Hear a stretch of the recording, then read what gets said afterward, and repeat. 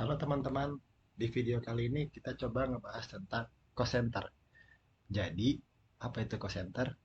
Gampangnya gini, kalau perusahaan teman-teman itu punya proyek tertentu atau punya departemen tertentu dan pengen mengetahui laba rugi per masing-masing proyek atau departemen, nah itu pasti butuh namanya fitur cost center. Jadi cost center itu pusat biaya. Kita jadi bisa mengetahui tuh laba rugi per proyek sama laba rugi per departemen tersebut kayak gitu. Nah, sebagai simulasi di sini saya sudah buatkan master plan tentang cost center gitu. Jadi saya punya perusahaan saya sebuah retail, saya jualan susu Ultramilk dan saya memiliki project pameran gitu. Saya pengen ikut pameran di Bandung, Jakarta, sama Surabaya gitu. Nah, saya kepengen mengetahui laba rugi masing-masing project, kemudian pameran mana yang biayanya paling banyak, kemudian juga pameran mana yang paling menguntungkan gitu. Saya pengen tahu itu semua. Nah, itu butuh namanya cost center gitu.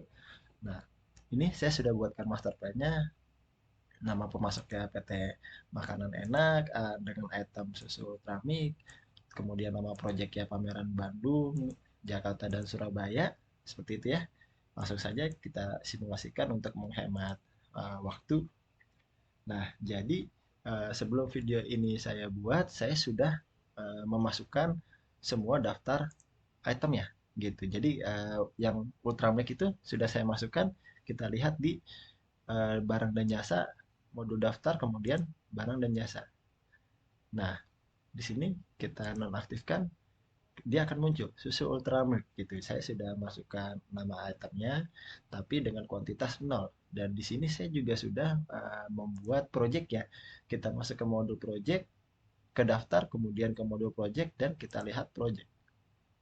Nah, ini pamerannya sudah saya buat seperti itu. Jadi untuk mempersingkat waktu, saya sudah buatkan di awal. Nah, selanjutnya apa yang akan kita lakukan? Kita butuh namanya barang tersebut gitu karena kita tadi tidak punya uh, stoknya, jadi kita beli stoknya dulu gitu. Kita masuk ke modul pembelian, kita langsung pakai fitur faktur pembelian gitu. Nah, di sini kita pakai pemasok umum dengan nama invoice-nya 123. Nah, di sini kita masukkan nama itemnya, susu Ultramilk gitu. Dengan quantity berapa tadi? Kita cek lagi kuantitinya 10 untuk pameran Bandung. Jadi kita input 10 10 dengan harga 1.500. Oke, jangan lupa di sini kita masukkan nama projectnya Bandung, pameran Bandung. Nah, selanjutnya kita buat lagi, kita masukkan nama produknya. Nah, di sini kita membutuhkan 20, sama ini seperti yang di Excel. 20 ya untuk pameran di Jakarta dengan harga 1.500. Pameran di kita pilih di sini, pameran Jakarta. Nah, terakhir kita buat lagi susu Ultramilk dengan kuantitinya 15. Oke, itu dah 15 dengan harga 1.500 per piece dan kita masukkan di pameran Surabaya. Kalau sudah kita simpan tutup. Nah, jangan lupa kita cek ulang apakah sudah masuk yang kita input tadi untuk pembelian susu Ultramilk untuk kita jadikan stok. Kita lihatnya di modul di fitur daftar, kemudian kita pilih modul pembelian di sini. Kemudian kita pilih lagi di faktur pembelian. Nah, kita cek di sini. Oh ya, ada ya untuk pemasok, nama pemasoknya pemasok umum dengan nilainya 67.500. Dibuatnya 4 Februari. Oke. Nah, kalau sudah, selanjutnya kita coba buka laporannya. Ada di fitur laporan, masuk ke daftar laporan, kita lihat di laporan project. Kita buka laporan laba rugi per project. Jadi di akurat ini kurang lebih ada sekitar 200 jenis laporan ya, gitu. Nah, kita pilih dulu laporan projectnya untuk pameran Bandung, Jakarta, dan Surabaya. Kita aktifkan, lalu kita klik OK. Nah, di sini kenapa nilainya masih nol? Karena kita belum melakukan transaksi penjualan gitu di project ya. Jadi stoknya masih nilainya masih nol ya. Nah, sekarang coba kita lakukan penjualan. Jadi kita masuk ke modul penjualan, kita langsung ke faktur penjualan.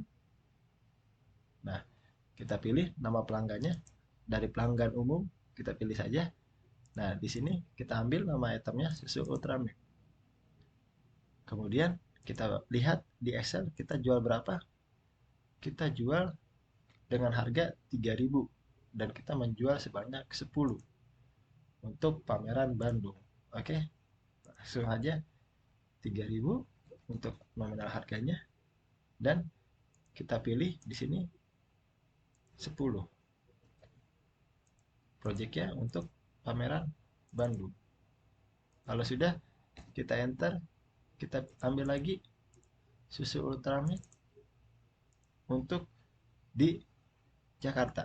Berapa kita lihat? Kita berhasil ngejual 20 untuk di Jakarta. Kita jual 20 dengan harga 3.000. Kita pilih pamerannya untuk pameran projectnya untuk pameran Jakarta. Satu lagi kita ambil lagi susu Ultramilk dengan kuantitinya 15.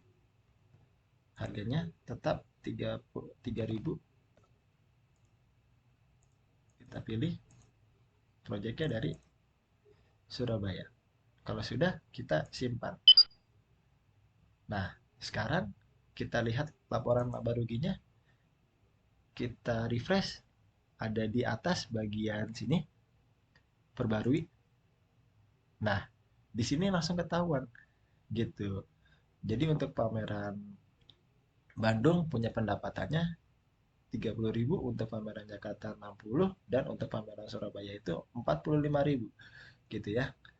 Nah, tapi di sini kita ada namanya beban beban biaya gitu, biaya iklan sama biaya transport per masing-masing pameran gitu. Kita cek di sini untuk beban iklannya apakah ada. Doh, ada, akunnya ada tapi masih kosong ya gitu. Jadi kita isikan dulu untuk bebannya. Nah, di sini kita pakai fitur uh, kas dan bank, kemudian kita lakukan pembayaran. Kita ambil uang dari kas kecil, kita pilih akunnya untuk iklan, biaya iklan. Nah, tadi kita cek lagi di Excel berapa untuk biaya iklan.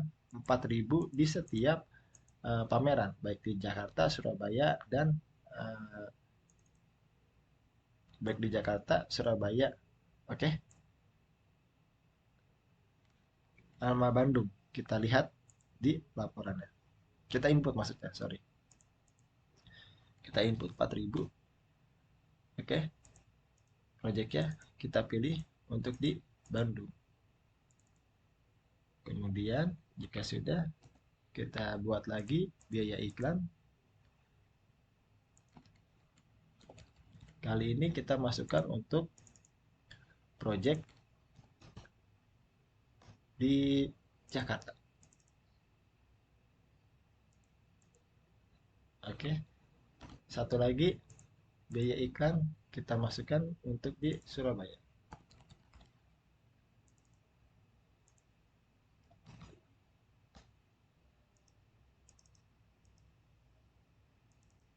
Kalau sudah, kita calculate. Oh, jadi hilang sebentar.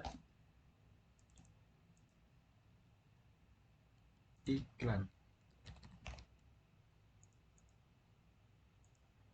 Yang ini adalah 4.000.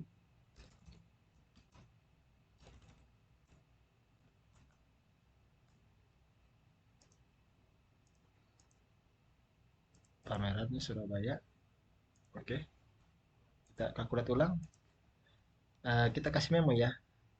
Biaya iklan pameran. Kalau sudah, kita simpan baru. Karena masih ada satu lagi biaya yang harus kita input, yaitu biaya transport. Simpan baru. Nah, Kita pilih lagi dari kas kecil, kita masukkan biaya transport pameran. Kita kasih memori seperti itu ya. Biaya transport pameran.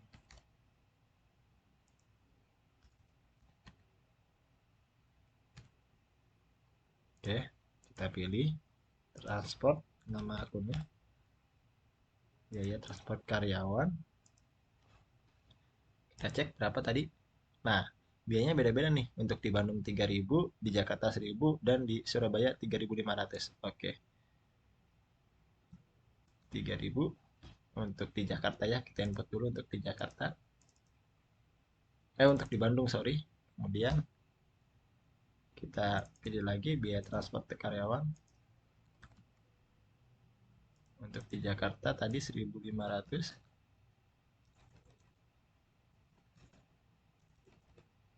1.500.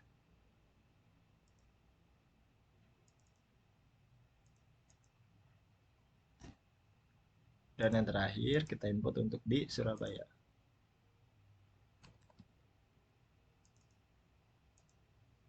Surabaya tadi nominalnya 3.500. Nah, kita cek dulu apakah benar 3.000. Oh, 1.000 dan 3.500, sorry. Ini 1.000.